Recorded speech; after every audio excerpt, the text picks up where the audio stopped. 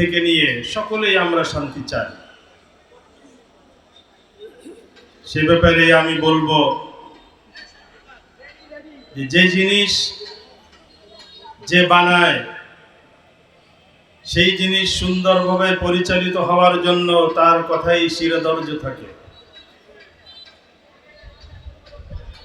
তো এই আসমান জমিন, এই পৃথিবী, আমরা যারা আছি সহ সকল কিছু বানিয়েছেন আল্লাহ রাব্বুল আলামিন। এজন্য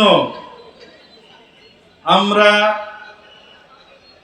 যে যে ধর্মেরই হই না কেন, যে যে পর্যায়েরই হই না কেন, আমরা যদি আমাদেরকে যে বানিয়েছেন তার নির্দেশ মতো, তার কথা মতো, তার আদেশ মতো যদি আমরা ব্যক্তিগত জীবন থেকে নিয়ে আন্তর্জাতিক জীবন পর্যন্ত পরিচালনা করতে পারি, তাহলে আমাদের ব্যক্তি জীবন থেকে নিয়ে আন্তর্জাতিক জীবন পর্যন্ত শান্তি আসবে। এর ব্যতিক্রম যদি আমরা করি, তাহলে সেটা যেভাবেই হোক না কেন, বাস্তব দৃষ্টিতে যত সুন্দরী দেখা যাক না কেন, শান্তি আসতে পারে না। এই লক্ষ্যে বাংলাদেশ খিলাফত মজলিস, আল্লামা আজিজুল হক রহমতুল্লাহ আলাইহি প্রতিষ্ঠিত এই বাংলাদেশ খিলাফত মজলিস আল্লাহর এই জমিনে আল্লাহর বিধান কিভাবে সবার ভিতরে কায়েম করা যায় সেই লক্ষ্যে কাজ করে যাচ্ছে।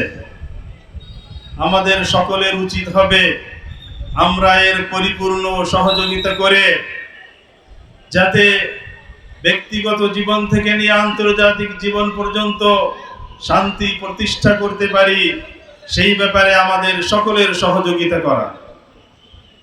আমি সকলের প্রতি উদাত্ত আহ্বান জানাবো, যে যে ধর্মেরই হোক না কেন, শুধু ইসলাম যদি প্রতিষ্ঠিত হয় মুসলমানদের শান্তি হবে তা না।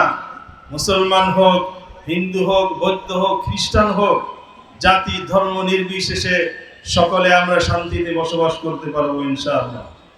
এই জন্য আমি সকলের প্রতি উদাত্ত আহ্বান রাখবো যে সকলে বাংলাদেশ খিলাফত মজলিস যেই লক্ষ্য নিয়ে কাজ করে যাচ্ছে, এই লক্ষ্যের সাথে একাত্মতা পোষণ করে যাতে বর্তমানে আমাদের বাংলাদেশে ইসলামী খিলাফত কায়েম হয়, সেজন্য আমরা সকলে সাহায্য সহযোগিতা করব।